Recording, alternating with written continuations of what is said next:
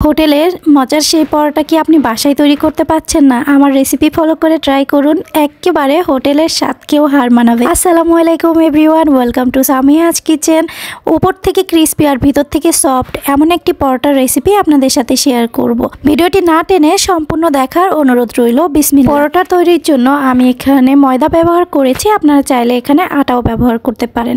আমি এখানে প্রায় 4 কাপ পরিমাণ ময়দা নিয়েছি আর অনেকগুলো পরোটা তৈরি করব, এই জন্য আপনারা যারা নতুন গৃহিণী বা ব্যাচেলার ভাইয়ারা আছেন অবশ্যই চেষ্টা করবেন ময়দাটাই ব্যবহার করার। ময়দা ব্যবহার করলে হয় কি পরোটাটা বেশি সফট হয়, আর আটা দিলেও এই ক্ষেত্রেও কিন্তু পরোটা অনেক বেশি মজা হয়। হোটেল কিংবা রেস্টুরেন্টসে ময়দা দিয়েই কিন্তু পরোটা তৈরি করা হয়।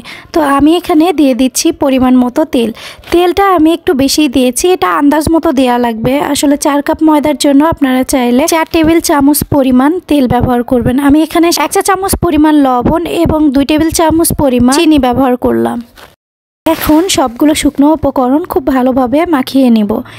এই ডোটি দিয়ে আপনারা চাইলে লুচি বানাইতে পারেন, চাইলে এই ডো দিয়ে আপনারা যে কোনো কিছু, আমি ঠিক যেভাবে ডোটা তৈরি করছি এই ডো দিয়েই আপনি সবগুলো তৈরি করতে পারবেন। এ পর্যায়ে কথা বলতে বলতে দেখুন আমার মাখামাখির কাজটা প্রায় শেষ। যখন দেখবেন ঠিক এইভাবে মুঠো পাকানো যাচ্ছে তখন বুঝে নেবেন এই মিশ্রণটি একেবারে পরোটা তৈরির জন্য রেডি। তো চলুন আমি এখানে কিভাবে পরোটার ডো তৈরি করছি সেটা দেখিয়ে দিচ্ছি। এ পর্যায়ে কিন্তু কুসুম গরম পানি অ্যাড করতে হবে, কোনো রকম ঠান্ডা পানি ব্যবহার করবেন না। এতে করে কিন্তু পরোটা ওপর থেকে ক্রিস্পি হবে, ভিতরে শক্ত হয়ে যায়। পরোটা সফট এবং পরোটা বেশি ক্রিস্পি হওয়ার মূল মন্ত্র কিন্তু এইটাই যে কুসুম গরম পানি ব্যবহার করতে হবে, এতে করে পরোটাগুলো পারফেক্ট হবে। তো আমি একটু একটু করে পানি অ্যাড করব আর সুন্দর সফট ডো তৈরি করে নেব। এ পর্যায়ে ডো কিন্তু বেশি শক্ত করা যাবে না, বেশি নরমও করা যাবে না। এ পর্যায়ে দেখে বুঝে নিতে হবে ডোটা আমি কিভাবে তৈরি করছি। আসলে একটু সময়ের কাজ, কিন্তু এইটা রেডি হয়ে গেলে পরোটা তৈরি করা একদমই কোনো বিষয় না। তো আসলে ডোটাই কিন্তু সব থেকে আগে। তো দেখুন আমি কাজটি কিভাবে করছি। আগে মনে করতাম যে আসলে পরোটা তৈরি করা অনেক কঠিন কাজ, বা আমার দ্বারা সম্ভব না, বা আমি করতে পারবো না। আমি পরোটা তৈরি করলে ভিতরটা অনেক বেশি শক্ত হয়ে যায় এবং পরোটা খেতে অত বেশি মজা লাগতো না। কিন্তু আসলে নিজে ট্রাই করতে করতে একসময় যে এত ভালো পরোটা তৈরি করতে পারবো সেটা আগে জানতাম না। আমার প্রিয় অডিয়েন্সদের জন্য আমি কিন্তু এই পরোটার রেসিপিটা একেবারে গোপন ছাড়াই আপনাদের সবার সাথে শেয়ার করে দিলাম। তো এই যে ঢাকা দিয়ে রাখলাম 5 মিনিটের জন্য। 5 মিনিট পরে দেখুন অনেকটাই কিন্তু সফট হয়ে এসেছে, আর এইটা দিয়েই পারফেক্ট পরোটা তৈরি করা যাবে। তো এখন হচ্ছে লিচি কেটে নিব। একে একে আমি সবগুলো লিচি কেটে নিচ্ছি। এটার আসলে কোনো মাপ নাই, একটা আন্দাজ মতো আপনি কেটে নেবেন। পরিমাণে যদি আপনি বড় সাইজ খেতে চান তো বড় সাইজ করে নেবেন, আর যদি একটু ছোট সাইজ করতে চান সেক্ষেত্রে একটু ছোট করে নেবেন। তো দেখুন আমি কাজটি কিভাবে করছি। এইভাবে ঘুরিয়ে ঘুরিয়ে নিয়ে রুটির মতো করে বেলে নিতে হবে। তো এটা আসলে কম বেশি সবাই আমরা জানি, রুটি পরোটা তৈরি করা এমন কেউ নেই যে সে করেনি বা পারে না। তো আমি ঠিক এইভাবে রুটির মতো বেলিয়ে নিচ্ছি। এ পর্যন্ত দেখে যদি আপনার কাছে আমার ভিডিওটি ভালো লেগে যায় please support and subscribe my channel. আর আপনি যদি অলরেডি এই কাজটি করে থাকেন আপনাকে অসংখ্য ধন্যবাদ আমাকে সাপোর্ট করার জন্য। যারা নতুন আমার ভিডিওটি দেখছেন অবশ্যই চ্যানেলটি সাবস্ক্রাইব করবেন, বেল বাটনটি অন করবেন, এতে করে আমি নতুন ভিডিও ছাড়লে সবার আগে আপনার কাছে নোটিফিকেশন যাবে। চাইলে পেজ ফলো করতে পারেন। তো দেখুন এ পর্যায়ে কিন্তু আমাদের রুটি বেলাবেলির কাজ প্রায় শেষের দিকে। এখন হচ্ছে দিয়ে দিলাম সামান্য পরিমাণ তেল এবং সাথে দিয়ে দিচ্ছি একটু পরিমাণ ময়দা। এই দুইটি উপকরণ দিয়ে খুব ভালোভাবে এইভাবে মুড়িয়ে মুড়িয়ে নিব। কাজটি আমি কিভাবে করছি সেটা আপনারা দেখে বুঝে নিতে হবে। এই ভাঁজটি সব থেকে সহজ, এজন্য আমি এটাই শেয়ার করছি। আসলে পরোটা তো বিভিন্ন রকম হয়ে থাকে, পরোটার ধরন আলাদা হয়, পরোটা দেখতে আলাদা হয়। তো আপনারা যদি অন্যরকম পরোটা দেখতে চান সেক্ষেত্রে আমার এখানে কমেন্ট করে যাবেন। আমি আবারও চেষ্টা করব আপনাদের জন্য সহজ এবং কুইক একটি পরোটার রেসিপি শেয়ার করার। তো দেখুন আমি কাজটি কিভাবে করছি। আসলে বেলাবেলির কাজ তো একটু সময় নিয়ে করতে হবে, একটু বাঁকার দ্বারা হলেও সমস্যা নেই, পরোটা কিন্তু পারফেক্ট হবে। অনেকে ভয় পায় যে পরোটা তৈরি করলে পরোটা পারফেক্ট হয় না বা পরোটা ফুলে না।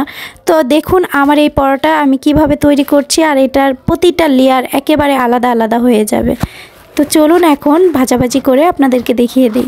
এ পর্যায়ে একটি টিপস, পরোটা যখন আপনি ভাজবেন ঠিক সে অবস্থায় তেল দিবেন না, একটু কড়া করে নিয়ে তারপরে তেল দিবেন। এতে করে পরোটা অনেক বেশি ক্রিস্পি হবে এবং দেখতেও অনেক বেশি লোভনীয় লাগবে। তো এক পর্যায়ে আমি কিন্তু কোনো রকম তেল ব্যবহার করিনি, একেবারে শুকনা ফ্রাই প্যানে আমি ভেজে নিচ্ছি। তাতেই দেখুন কতটা ফুলকো ফুলকো লাগছে। আসলে যেহেতু আমরা এখানে ভিতরের অংশে তেল ব্যবহার করেছি, এজন্য খুবই সহজে এটা ফুলবে। তো এই যে দেখতে পাচ্ছেন পরোটার কালার চেঞ্জ হতে শুরু করেছে। আমি আবারও উল্টিয়ে দিচ্ছি। দেখুন এই পিসটাই কিন্তু খুব সুন্দর কালার আসতে শুরু করেছে। দিয়ে দিচ্ছি সামান্য পরিমাণ তেল। তেল যদি আপনারা পরিমাণে কম খান সেক্ষেত্রে কিন্তু আরও ভালো হয়। তো যেহেতু পরোটার ক্ষেত্রে আসলে কিপটামি করে লাভ নেই। আসলে আমি নিজেও তেলটা খেতে একটু কম পছন্দ করি, কিন্তু তারপরেও পরোটাতে তো সব কিছুতেই তেল। তো আসলে কিপটামি করে লাভ নাই বা খাই না বলে লাভ নাই। পরোটা তেল ছাড়া পরোটা আর তেলওয়ালা পরোটা সেমই। কেন এটা বলছি জানেন? আমি ডোটা তৈরি করেছি, সেটাতেও আমি তেল ব্যবহার করেছি, এর ভিতরের অংশেও আমি তেল ব্যবহার করেছি। আর যেহেতু পরোটা, আমি যদি রুটি খাই সেক্ষেত্রে কিন্তু তেলের কোনো প্রশ্নই আসে না। আর পরোটার ক্ষেত্রে এই যে একটু তেল দিয়েই খাওয়া হোক না, মজাই লাগবে। তো আসলে আপনাদের সাথে একটু ফান করলাম, কিছু মনে করবেন না। কথা বলতে বলতে দেখুন পরোটা কিন্তু আমাদের রেডি। আমি আরও একটি পরোটা ভেজে নিব। আসলে সবগুলো পরোটা তৈরি করার সময় তো আসলে ভিডিও করা পসিবল হয় না। তো আসলে এরকম ভাজার সময়ও খুব যে বেশি ভিডিও করতে পারবো এমনটাও না। ছোট্ট একটি ক্লিপ নিয়ে রাখছি। দেখুন একেবারে ফুলে ডাবল হয়ে গেছে, ফুটবলের মতো। পরোটা বানানো তেমন কঠিন কিছু না, আর সহজে আমার রেসিপি ফলো করে আপনার পরোটা তৈরি করবেন, ইনশাল্লাহ সবাই আপনার প্রশংসা করতে বাধ্য। আমি চেষ্টা করি আপনাদের সাথে ঘরোয়া উপকরণে সহজ রেসিপি কিভাবে ট্রাই করবেন সেটা। আমার রেসিপি ভালো লাগলে অবশ্যই কিন্তু চ্যানেলটা সাবস্ক্রাইব করবেন, আর ফেসবুক থেকে দেখে থাকলে অবশ্যই পেজটা ফলো দিবেন, একটা শেয়ার দিয়ে রাখবেন। এতে করে আপনি আমার পেজটা খুব সহজেই খুঁজে পাবেন। তো কথা বলতে বলতে এই পরোটাও কিন্তু আমাদের ভাজা কমপ্লিট।